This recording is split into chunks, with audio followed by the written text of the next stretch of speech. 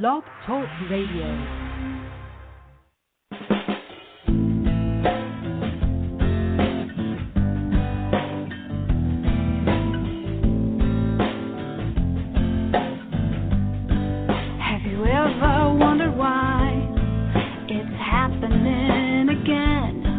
Welcome to Mindshifters Radio with your co-host, the Forgiveness Doctor, Dr. Michael Ryce, and his wife, Jeannie. Michael and Jeannie share with you the wisdom of the ancient Aramaic internal process of forgiveness. They offer tools and support 5 days a week. They will support you in building a solid foundation within yourself to live in pure love. In Aramaic, Rakhma. Michael is the author of So Why Is This Happening to Me Again? For more information on Michael and Jeannie, please visit www.whyagain.com. And now your co-host, the Forgiveness Doctor, Dr. Michael and Jeannie Ryce. To the brightness within you, and the truth that is rooted within me. Hi, and welcome to Mindshifters Radio with Dr. Michael Ryce, the Forgiveness Doctor. Today is our Memorial Day celebration 352, and our call-in number is 646-200-4169, and press 1 to ask your questions or comments.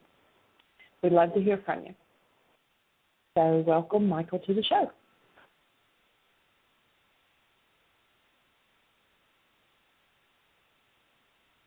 Thank you, sweetie.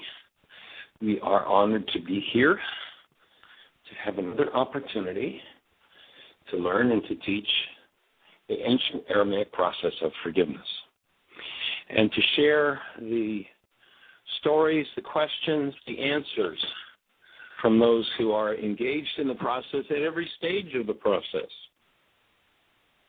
We heard from a young lady yesterday. Her story was pretty awesome about the changes that happen. She had fabulous questions in the process. Someone has worked with the tools for about, 25 or more years, almost 30 years, I guess. And then we have someone who's brand new who asks a question and gives someone who's been working with the tools for decades the opportunity to understand on a new level. One of the things I've come to understand in my work is that the most important thing to have is the right question. There's a power in us that has all the answers. The most important thing is to have the right question. So I get to play with all kinds of awesome people all over the globe who spent lifetimes developing questions. And then I get to play with those questions. So that's a real benefit of doing this work with other people. And when Jeannie talks about Memorial Day, we're talking about honoring Memorial Day, honoring Veterans Day, and the veterans who have been forced to engage in this insanity of the non-human practice of war. And we're here to change that insanity. We're here to restore human life.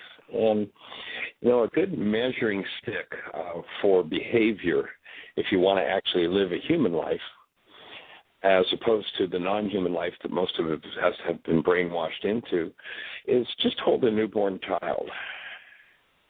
And you hold a newborn child, you know exactly what human life is. Once you know what human life is, would the newborn do the behavior you're about to do? If not, then probably not a good thing to do. Probably going to be something that's going to rob you of your humanness. We're here to support you in having your humanness fully, completely, 100% restored. So that's the game. That's the process. If you're interested in playing, we would welcome you to the team. We call it the team that changed the world. That is, we put it in the past tense because one of the things about being a creator is you've got to see the end from the beginning. And what's the change? The change is into human life. Globally, popping up everywhere are human beings who function as the active presence of love rather than the angry, sad, depressed, pained, blaming, criticizing, condemning everybody else for what's going on inside of them kind of people. We want to shift that around.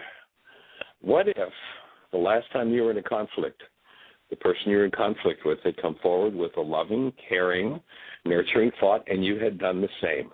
Would that conflict have gone into the same direction? Well, yes, but Michael, they didn't deserve that. Well, maybe they didn't deserve a loving, constructive, useful thought, but did you? are offering as you did. And if you don't know how to get to the point where your mind serves you in that way, then we invite you to go to our website, www.whyagain.com. And on the right-hand side, you'll see a link that says Download Worksheets. In that link, you'll see, under that link, you'll see 7 different, well, there are actually dozens of links that Jeannie's put there, but there's 7 key ones in particular that are all about how to change the internal hostility and fear that virtually everyone blames everybody else for, how to remove those things. Nobody ever told us that forgiveness was the delete key for content in your own mind, in your own physiology, in your relationships, in your financial life. What if you didn't have any capacity except to function as a human being, as this awesome active presence of love? How different would your world be? Guess what? It's possible. But it's not possible if you're not willing to remove from your mind the generational beliefs that hostility and fear will get you somewhere. You know, the ancients talked about the wandering of the desert for 40 years, and the criteria for getting out of the desert was the old generation had to die off. That did not mean everybody in old physical bodies. The root of the word generation is genari, which means cause. All of the old causes, all of the things that generated the hostility and fear had to go.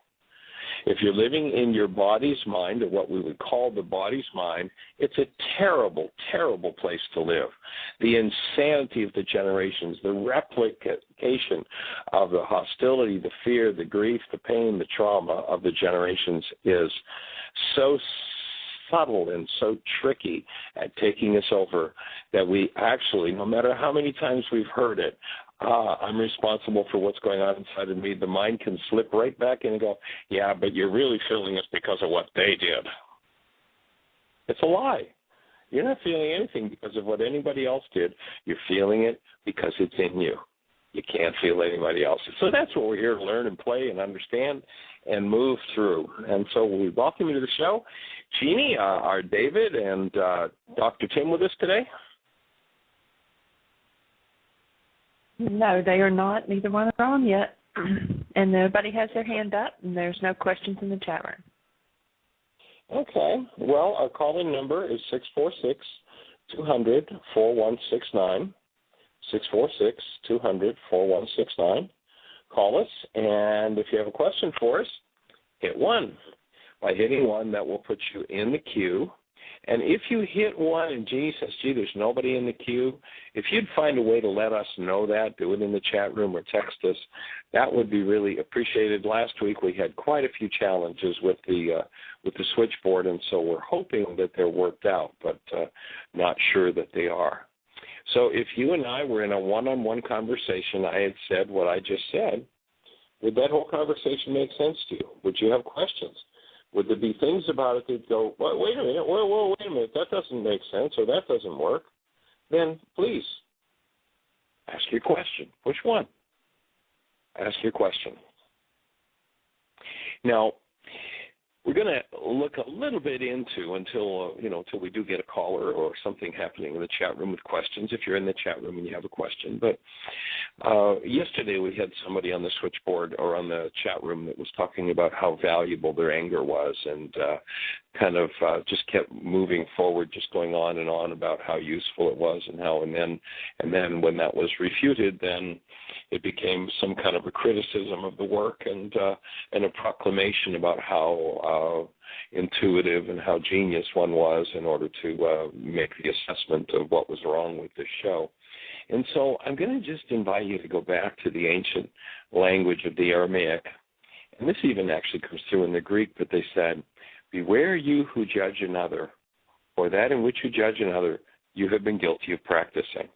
Once you get that principle, everything starts to change. Once you see that whatever it is you're pointing a finger at is what's going on inside of you, you can only have it, especially if you're in upset. There are actually 2 perspectives from which you can view something that is out of place in the game of life, in the sense that it's not serving its highest and best yet. You bring a shift to it. It can serve the highest and best, but if it's not serving the highest and best that it could, there are two perspectives you can see an issue from. One is a perspective where you look at that and you go, wow, that's really out of place. Gee, are you do you have a problem? Can I support you? Can I assist you in working through that? That's one place. And the other one is, gee, that's really out of place and there's something wrong with you and you better, and there's all kinds of pain and turmoil connected. Number one, the only way you can see it is you've been there, done that.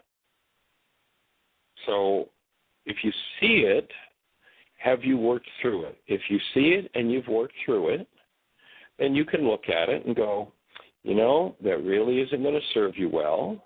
Ultimately, you can turn it around and make it serve you. But right now, being in that rage, that grief, that pain, whatever it is, isn't really serving you. So can I support you through it? I can see where that energy leads, and it leads in a downward direction. Would you like a hand upward?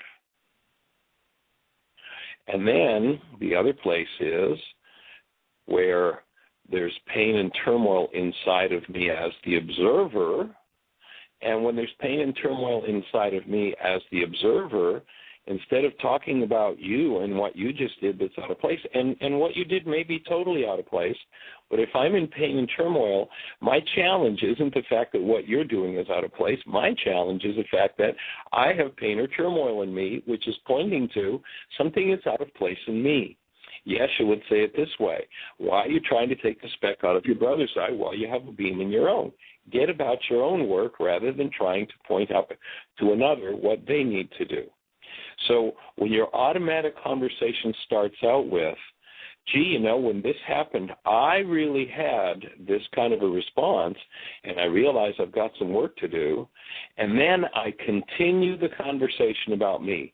Many people kind of bastardize the work, and they go so far as to say, well, I know this is my issue, and then, but you, and you, and you, and you, and the conversation goes on about somebody else. Well, that's a falsity. That's not really proclaiming and doing your work. Once you start the conversation about you, you continue the conversation about you until you've cleaned up whatever that issue is, instead of making the conversation about somebody else. And so when we live in this non-human mind, that is, this storage device that pretends to be human, but really only serves up whatever's in it from the past, when we're locked in or lost in that, then we have a challenge. And the idea is to work through the challenge. And the challenge is indicated by the fact that the mind is serving up some form of hostility or fear. If I use the word to describe a tool of communication, would that be a reasonable definition? I just offered, we're going to define a word as a tool of communication. And obviously, when there are words, tools of communication being used, it's indicative of an interaction between two or more. So if you and I are interacting and we're using words, then we've got the two of us, and the words are being used to attempt to communicate, to exchange information.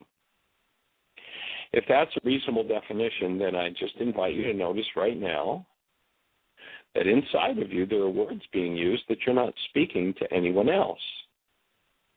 If words are tools of communication, indicative of an interaction between two, who's in there with you?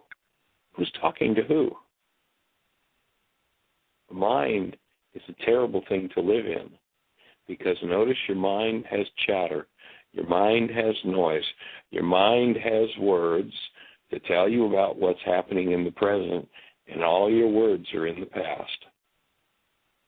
If you live in words from the past, then you are what was called the dead buried by the dead and the blind led by the blind. You don't want to live in your body's mind. If you think your body's mind is telling you the truth, it's a fraud, because by definition, if it can be said in words, it's from the past. It's not a present moment experience.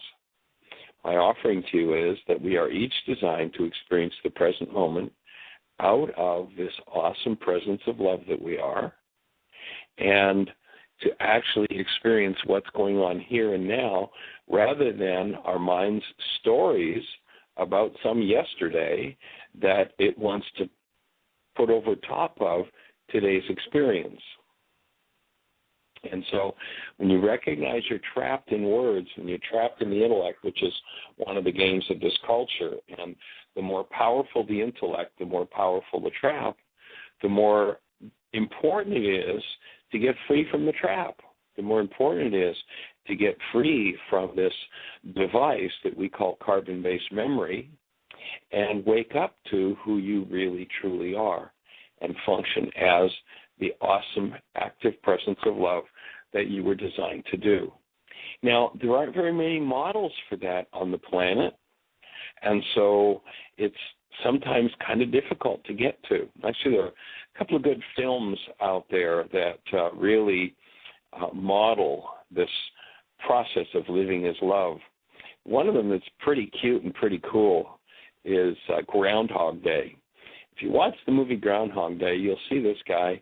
He wakes up every morning, and it's the same radio station, the same music, the same day unfolds identically, except for what he chooses to do. Now, he goes through all kinds of stages when he realizes that he's living the same day over and over again. He becomes the manipulator. He tries to use the information that he learned yesterday to manipulate and win, and he does all sorts of things based in non-being. It's a really good demonstration of how you get to do the same thing. And, in essence, Groundhog Day is the title of my book, Why Is This Happening to Me Again? And so this guy, day after day after day, and he tries every manipulation of the non-being mind that there is, every kind of hostility, fear game that you could possibly play. And he keeps waking up to the same day the next morning. No matter how insane he gets, he keeps doing the same thing. And then all of a sudden one day, he moves into functioning out of a space of love. And what happens? The next morning, he's got a brand new day. He's not stuck in the same why is this happening to me again experience.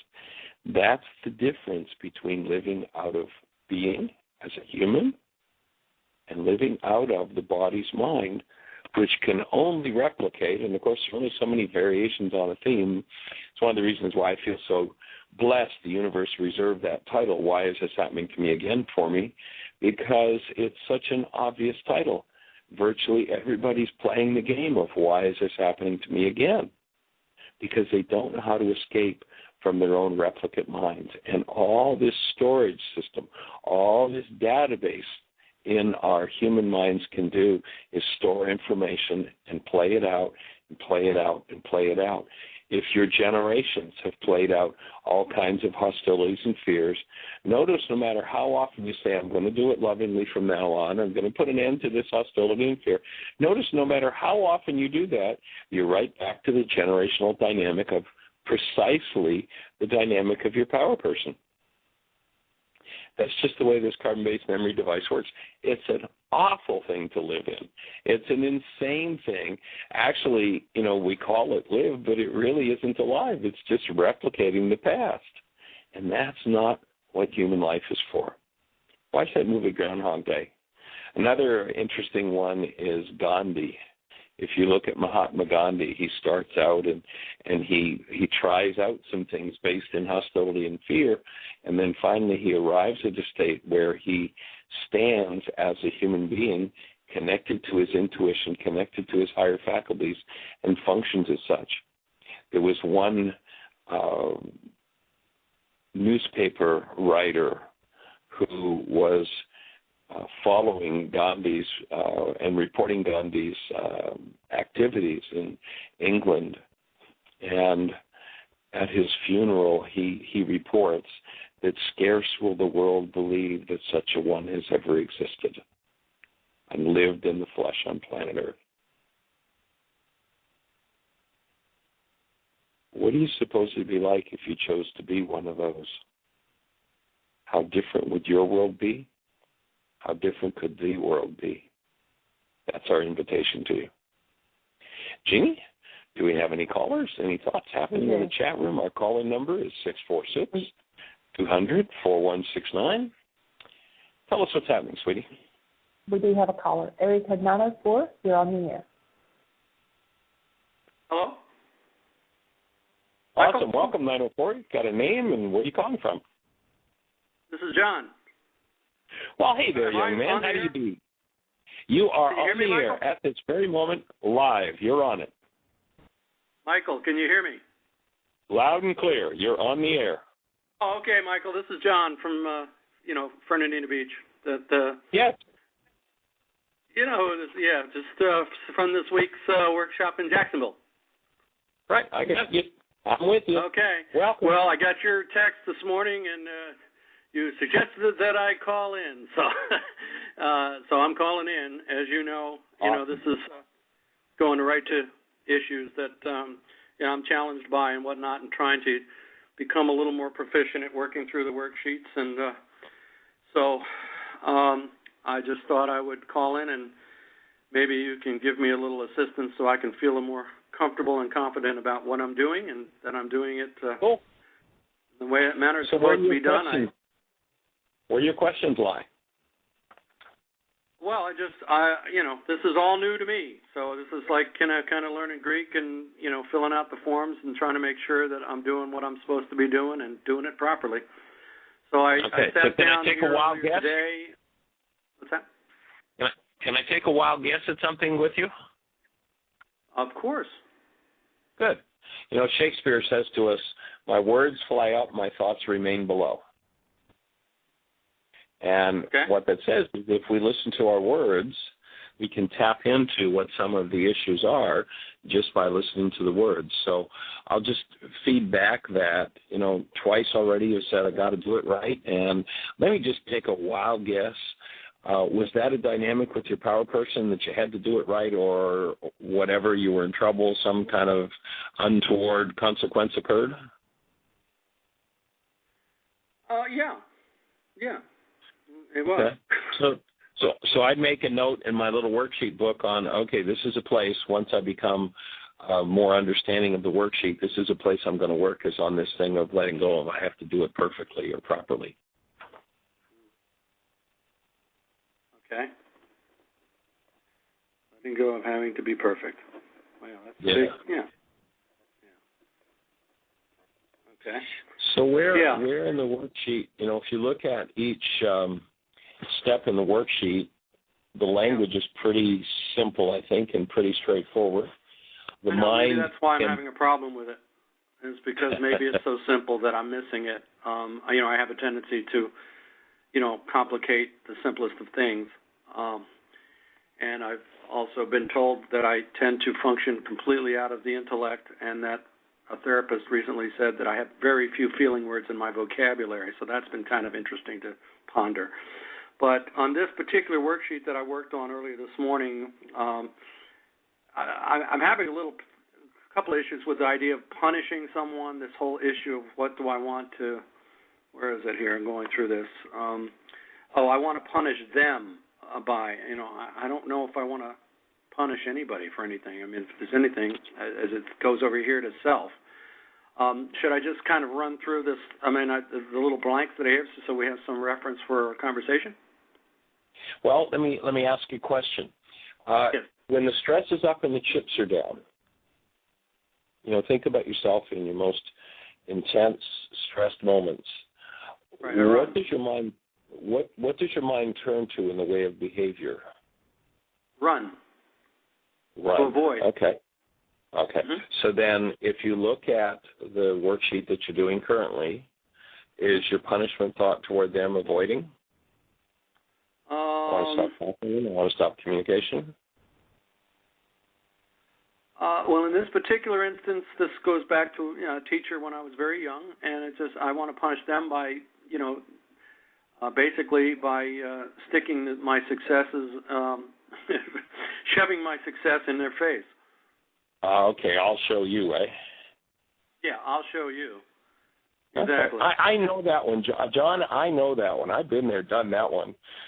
That was a dynamic between myself and my father. And some time ago, in my own process, what I got in touch with was, as long as I'm living out of the mind of I'll show you, I'm now controlled by my body's mind and the past dynamic with someone, and I'm cut off from my creatorship. In other words, if my creatorship is saying, okay, Michael, it's time now in your life process, in your true human life process, to be doing this, but I'm stuck in the mind of vengeance where I'm going to show them, that I'm not available to what I'm really, truly here to be doing right now. Right. So that might be helpful to look at. In fact, that's funny. Yeah. I think what you're saying, and I just flashed into my mind, that thought, I'll show you, has been almost a fundamental driving force in my entire life. So the first thing that does is totally cut you off from your purpose. Yeah. Well, that's right. I think I wrote in that paper that I read to you on Saturday night about, that whole thing of trying to live and meet up to expectations and falling short of the mark, but worse, losing connection with the authentic self. And I remember when I first heard that from John Bradshaw years ago that I broke down in the car because I realized that was it. I had no idea who I was anymore, and so that's the journey I'm on, to rediscover the real essence of and truth of who I am, rather than having to spend all these years trying to be what other people have kind of molded me into being, to live up to their expectations or be who they thought I should be. Right. So you want to short circuit that whole process? I can tell you in 30 seconds or less. Hold a newborn child, and you know exactly who you are. Now, your task, should you choose to perform it, is to forgive everything. Unlike that. And then the only thing that will be left will be you. Okay. And that's the process that we're trying to undertake here. That's it. Right. Remember, forgiveness is about deleting content. Content is all the stuff that drives us that has nothing to do with our human lives. Right. Our true humanness. Right. Oh, I get that. I get the theory part of it. I'm not having so much trouble with the theory. I'm pretty good with theory. I have been all my life. It's the practice that I had the problem with. Mm-hmm. And so I get down to this worksheet, which I have, I did it to the best of my ability. Don't know whether I've got the things down I'm supposed to have, but down at number 6 it says, and I asked to be shown how I violated, and then it says number 3. And I'm trying to figure out how I violated that. I mean, I don't. It doesn't even make sense to me, so I don't even know what to put there because I don't know what that question is saying. How I violated it. So tell me just briefly what the worksheet is about. And, this is about my 8th grade science teacher that had my sister 2 years ahead of me, who was very successful in every aspect of life and a very good student and a straight A student. And I hated school growing up. I was not very good at it, so I don't like things that I don't do well. And I was into sports. Right. And anyway, she asked me a question from the homework assignment the night before. I had no idea what the answer was because I probably didn't do the homework assignment. And in front of the entire class, she stood up and she said, "John, how come you're so stupid when your sister was so smart?" And I have carried that in my head for so many years. I remember when I graduated from high school in California and college years later, it was almost like the first thought in my head is, where is that blank Miss Ricka today? And so that has driven me for years. So I got down here and I put down under number 3 my exact goal, the constructive result I want from her is for her to realize that words can have lifelong damaging effects on her students and on kids, and I happen to be one of them. Okay. Now, that might be your advice to her, but that's really not your goal for her. If you were doing the codependence worksheet, under the advice column, that would be your advice to her. But that wasn't really your goal for her in that situation. I would offer that your goal for her in that situation was more along the lines of what I wanted her to do was to treat me as a respected equal, to treat me as a human being, and to honor me. You see the difference there? Oh, yeah. So you wanted to give her a lesson. This can have lifelong impact on someone. That would be in the codependence worksheet your advice to her. But the goal, what you really wanted from her, was her approval and support, her love and caring, right, rather than her callousness. Pretty callous for a teacher to say such a thing to a kid. It was, and I mean, I have no doubt in my mind that in her heart of hearts that she meant well. I'm sure she wasn't trying to be malicious, but when she said that in front and shamed me in front of the entire class, that stayed with me and I'll be honest with you, I'm not sure I'm completely completed with that even to this day, but I know that I've carried that with me for many, many years. And, but the idea of did I want her to treat me as a respected equal? I mean, I'm a 13-year-old boy or 13-year-old boy, and she's the teacher. I don't know whether I could have expected her to treat me as an equal.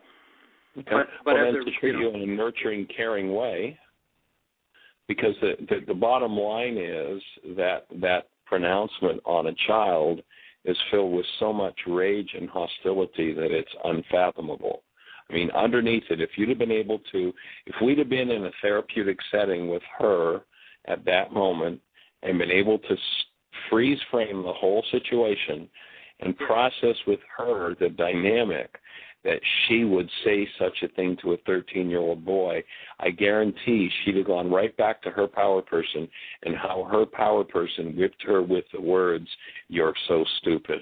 You're so incapable. Why can't you be like?" And there would have been a flood of grief and rage and tears. If she touched into that fully, that generational dynamic in her own bloodline, there would have been such a flood of rage and tears that it would have filled the room. Yeah, you're probably right. And notice how you said the same thing to yourself. Yeah. How many times have you repeated that? I don't know. I need a calculator. Okay. Over and over. Okay. Yeah. So this is going to be this is a major worksheet for you then. Well, I know. Pretty much everything I've got is major worksheet. I mean, that's just one of. And I was thinking, I thought that was one of the lesser things because you told me I was sabotaging myself by starting too big. So I took that one thinking, well, this one's not so bad, so I can do, just as a practice. Yeah. So that gives you an idea. A lesser one would be, I was driving down the road yesterday in a hurry and the light turned red and I was stuck at the light and I was frustrated. It wouldn't be my teacher in the third grade delivered a life-shattering blow to me. That's as big as that. Okay. Yeah, a little one would, I was writing and the pen ran out of ink and I just cursed under my breath at why doesn't this damn pen work? That would be a little one. Oh, okay. Well, there's so many of these life-shattering ones that I'm so anxious to get, resolved that, those other little things are so minuscule I don't even see them as problems. But you see, here's the trick. Here's the trick.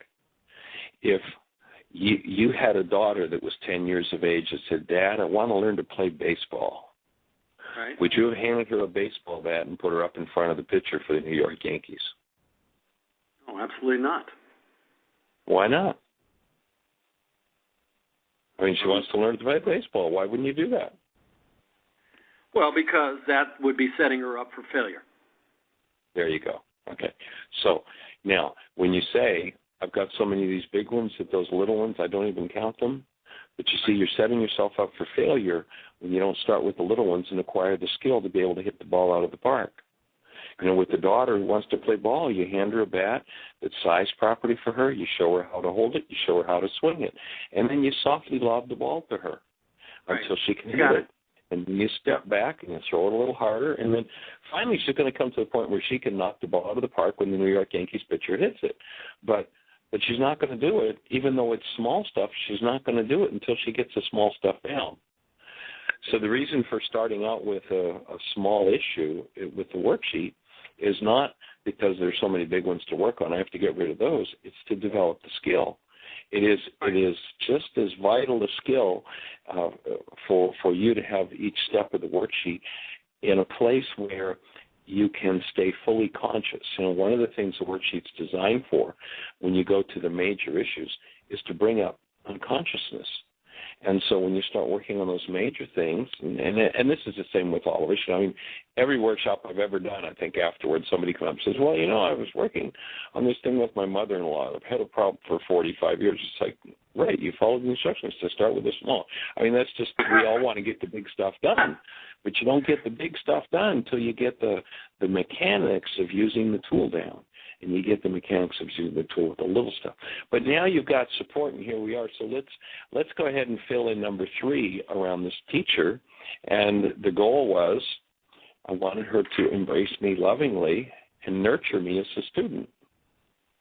Embrace me lovingly. And nurture me. Nurture me, okay. So then if you look at that, and you go down to your question on number 6, I asked to be shown how I violated number 3. Okay. Yeah. How many times have you not nurtured yourself? Yeah. Where is it? Oh, number 6. Yeah, I now feel, well, I basically said I now feel empowered. I don't know if that's only because I know that I have these tools that you're providing that enables, that provides me with an opportunity to work through this. So I put empowered. I don't know if that's really how I'm feeling, but that's, I put it down. But your question was around number 6 on I asked to be shown how I violated number 3. Yes, that's right underneath that. My point. Right. Yeah, but isn't there a 1B right above that? There was, and then it says, and 1B, see that, and, ask about, see that. That's what I'm saying. That's what I'm saying. It's exactly what you're talking about is the actual process of doing the worksheets. Whether it's a big or a little thing, that's the point that I'm trying to get at.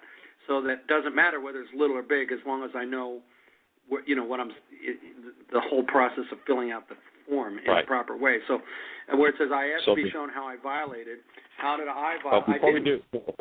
Hold on. Before we do that, the specific question that you referred to though was how to fill in. I asked to be shown how I violated number 3.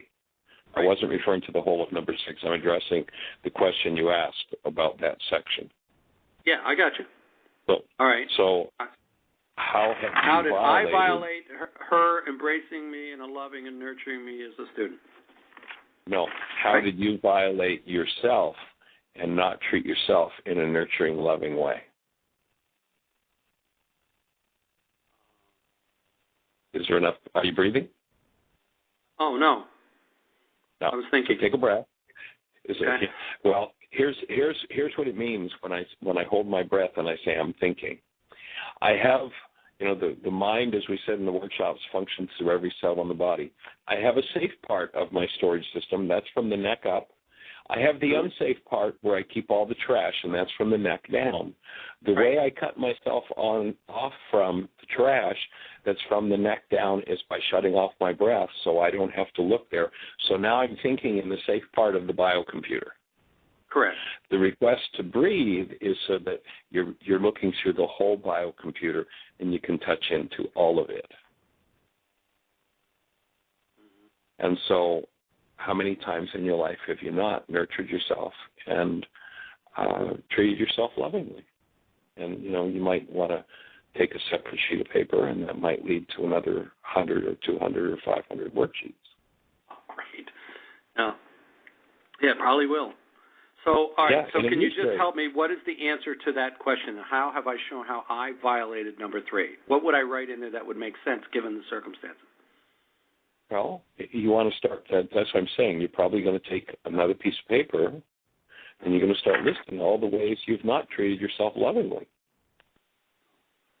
What would that answer be? What are some of the ways you've not treated yourself lovingly?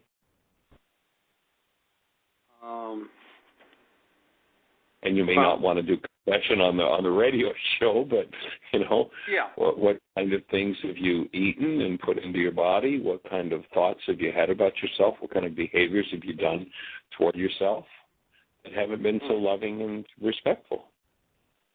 So the idea of this part of the worksheet to answer this question is that while I stand pointing my finger at someone else, whatever I'm pointing my finger at someone else at and have upset about is something I've been doing. And so as I start the list, oh man, how many times have I called myself stupid? How many times? Then once I recognize I've been violating the same goal I wanted them to be perfect around, it tends to open a space of compassion for others and for self. Yes, and along those lines, just now that you've said that, I would like to just jump down to where number 7 is, yes. Where it says I choose to structure a truly loving goal based on number 3 toward you, or I offer to you. Is that to you? Is this to that person at the top, right? Yeah, 1A? number 1A. 1A. Right, so I put forgiveness, realizing that your intentions were good and that you were doing the best you knew how at the time, given your reality at the time. That's what I'd written down there. Isn't that sort of what you're just saying, that trying to be loving and compassionate? So you're detailing your insight into the situation, and what you just spoke about would actually more properly fit in number 6 under about 1B. I can see that. So if you take that answer you just gave, and you look at the second part of number 6, about 1B, I can see that. So I can see that she was doing the best she knew how to do with what she had. I understand that now. Yes. And then when you get down to number 7, a loving goal that relates to number 3 would be something along the lines of, every time I remember this event, I'm going to stop and send love to you, Mrs. Such and Such. Oh, okay. Every time I remember this event, I'm going to stop, and in my notebook, I'm going to jot a note about something wonderful about you. So that would be what that goal might look like. Oh, okay. It might look like I'm going to sit down and I'm going to find her and write her a letter and explain to her the, upset I've carried for so long, and that I now have really made a commitment to turn that into sending love to her. And then, having written that letter, I might choose to actually find her and deliver it to her and visit her, or I might choose to burn it. But, that would be more like what we're looking for in number 7. It's what's a loving goal I could have toward that person. Oh, okay. Yeah. All right. Well, I would never have thought about that without some guidance here. That's great. Yeah. Now, what is all this about the drawing? I'm just completely. What do you mean, draw my feeling? I mean, I don't know. I don't even know. Well, I don't. Yeah. I mean, right. Artistry. Well, when you look at number 1C, you're looking at your feelings. Yeah. Sometimes our feelings are pre-verbal, and there are no words for them. So what that little space is for is just to do a line drawing. We're not asking for anything artistic. It might just look like, a pencil scribbled into the page that actually goes through the page if it's anger that's up. Okay. If it's not really anger but just some sadness or grief, it might look like an upside down smiley face, a sad, just a little line drawing of a sad face. It might look like eyes with tears flowing out of them if it's grief. Yeah, that's what I wrote on one of them. That's exactly what I did with down at the bottom. I just wrote a circle with a sad face with tears coming out. Yeah. That's all you need. That's just to communicate that as you look at the two pictures, once you get through the forgiveness process and you look at the two pictures and look at the difference, it can be major. It can be a major insight to look at yourself back in number 1 and then to see and get a visual of what the difference is when I forgive.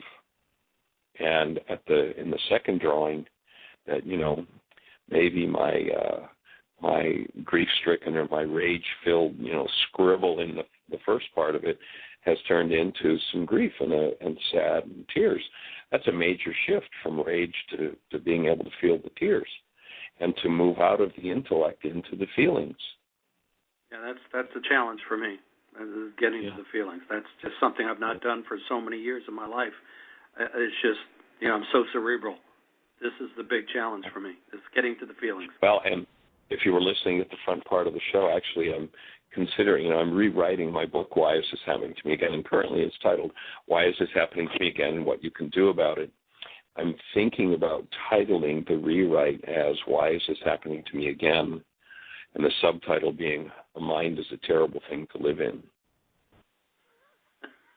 Because what the mind does with its intellectualization and its cerebral processes is totally rips us off for a human life.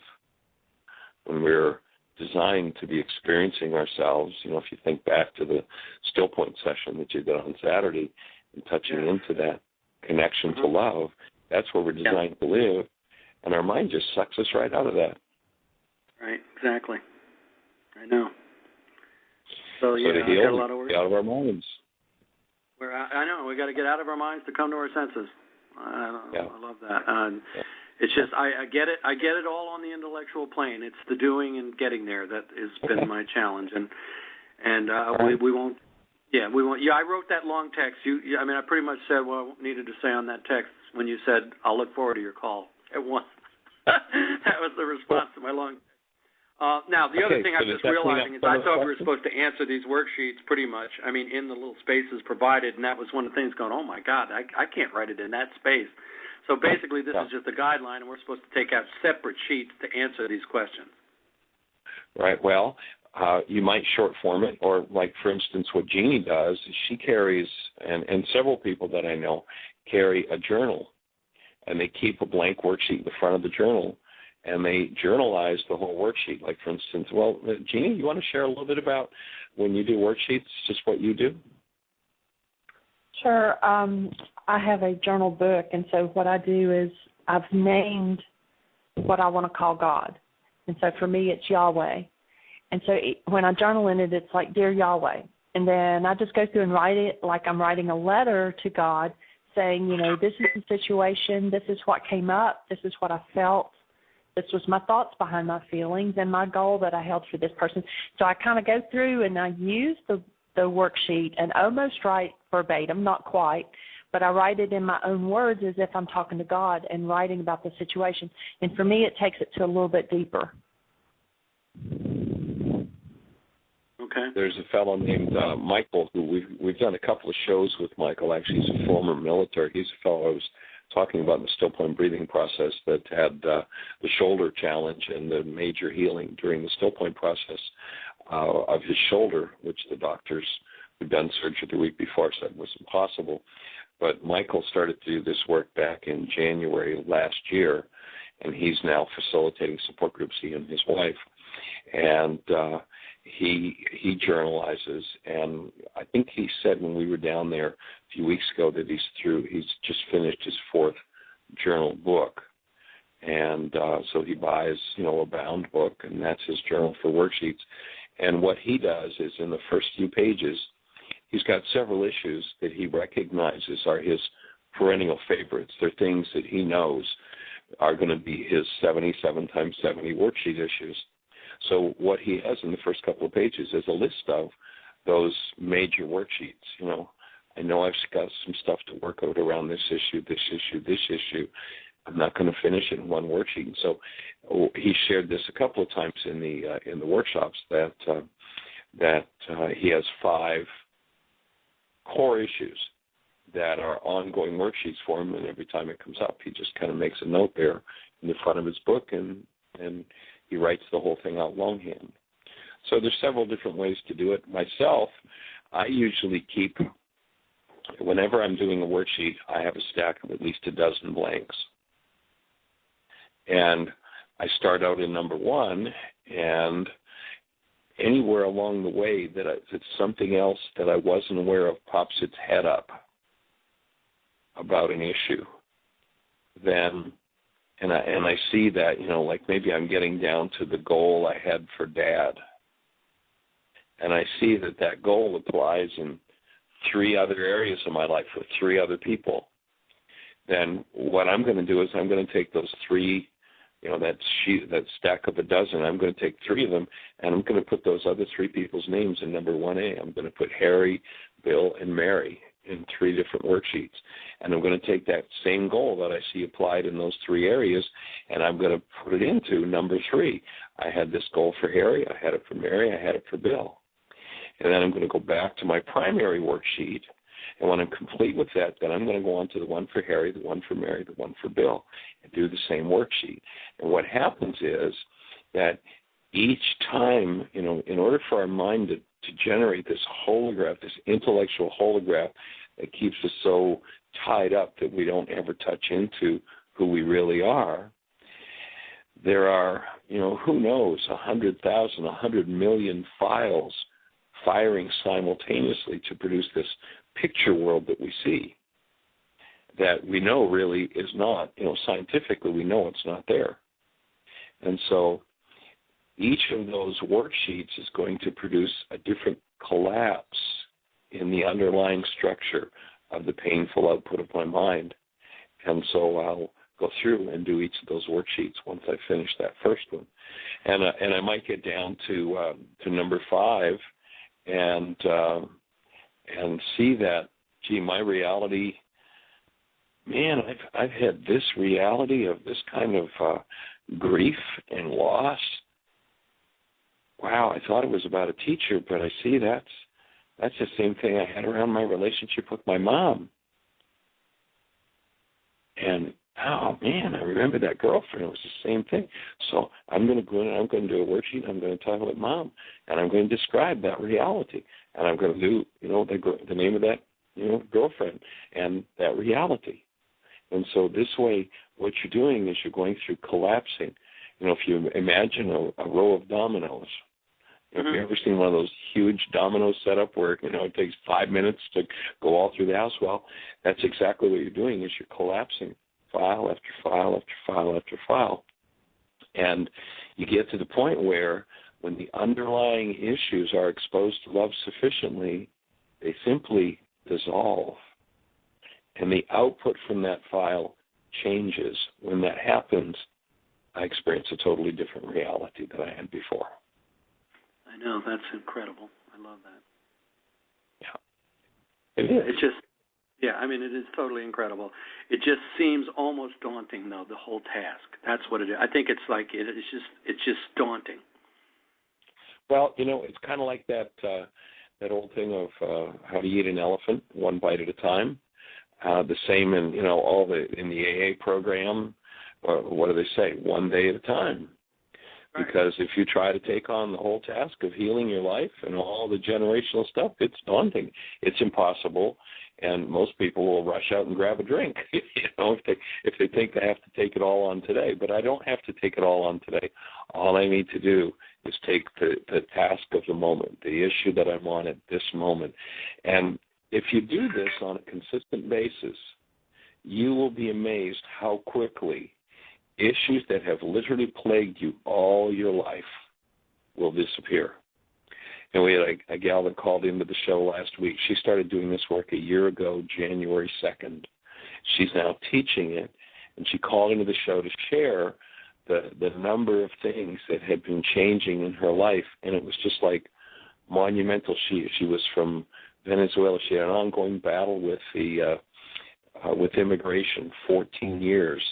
And within about 8 months, 9 months, something like that, of starting to do the work, she had her green card, and the battle was over, and it was easy. And a relationship with her daughter that had been challenging for years, all of a sudden came totally, completely about face. I mean, she just went on and on and on with all the dominoes that fell over, the period of time that she committed herself to really doing. And that day when she called, she numbered her worksheets, and she called, and I think it was like, she said, and I just want everybody to know I'm on worksheet number 2145 or 2212 or whatever it was.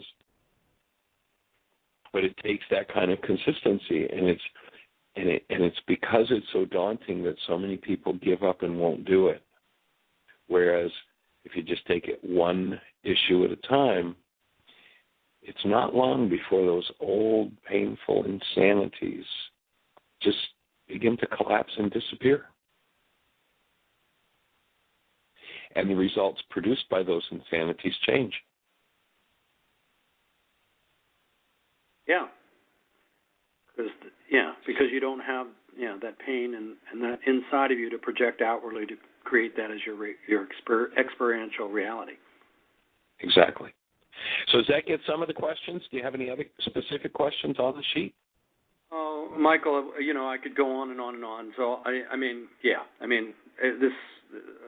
but that's very helpful. I appreciate it. It gives me a lot. I'm going to have to get some, a lot of paper. And, I was trying to fill it all in on this one little sheet here, and I can see that just isn't going to work. So, but this is illuminating. Yeah, one of the reasons why we, all the different forms I've done the worksheet, I always keep it in one piece of paper. Like, for instance, Jeannie and I left home last July, and we won't get home last October, and we won't get home until July. We have to carry a lot of paper if we do it could easily be a 10-page worksheet, and then I'd be carrying 10,000 pieces of paper instead of 1,000, and our van it can just handle so much. So I keep it limited to one page so it's easy to print off, and then people have got a blueprint to work with. But if there are any other specific questions, I'm happy to support you in answering them, and or as you take the answers you've gotten today and integrate them and work with the sheet, then, shout back tomorrow, the next day, and. One of the things we often hear from people is, well, gee, I'm taking up too much time. I don't deserve this. And the truth is, everybody deserves all the time it takes to get to understand clearly and truly the teachings of Yeshua and heal their lives. So we're here to support you in whatever time it takes, because each question, I guarantee that each question you just asked, at least half of the listening audience has been asking the same question but didn't call and ask it. So it's appreciated, the fact that you had the courage to do that.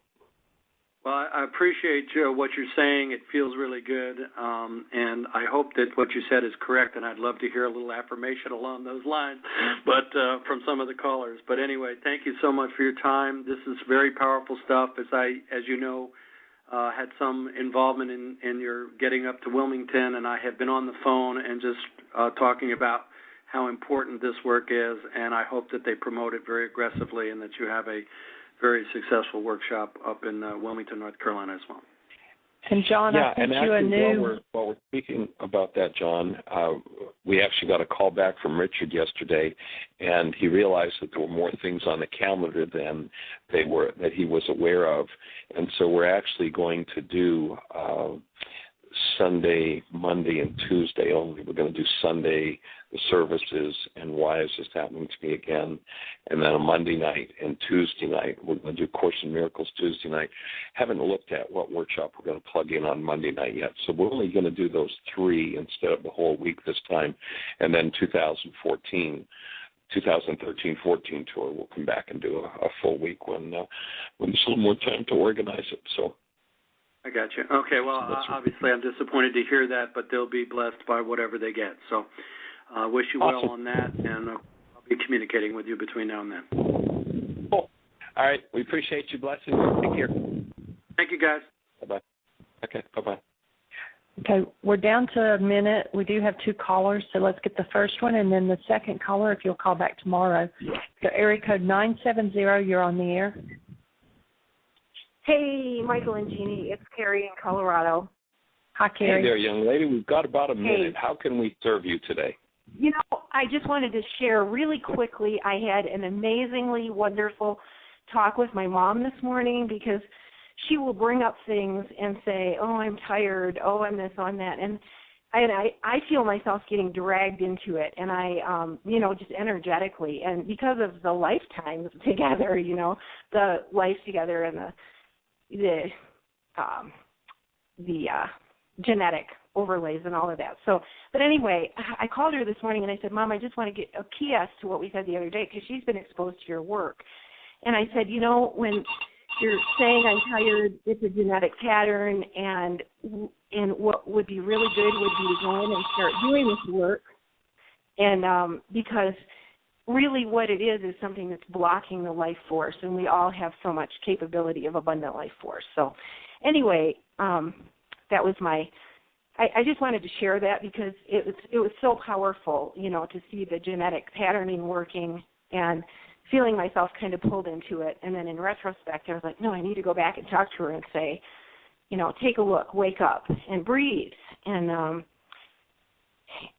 I wake up every morning, and I keep a pile of worksheets right next to the bed, and I might wake up with something bothering me, and so what I do is I just do a quick worksheet on it right then, and that has really been helping me a lot, just kind of keep the energy moving. So basically just wanted to share that for the sake of all of us that are on the path here.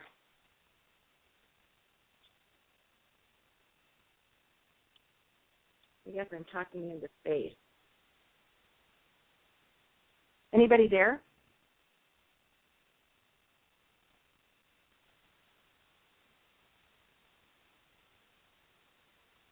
I had hit my mute button when the phone in the background here rang. So we're complete with the show. Bring a stranger with you tomorrow and have the best year yet of your eternal life. Bye-bye.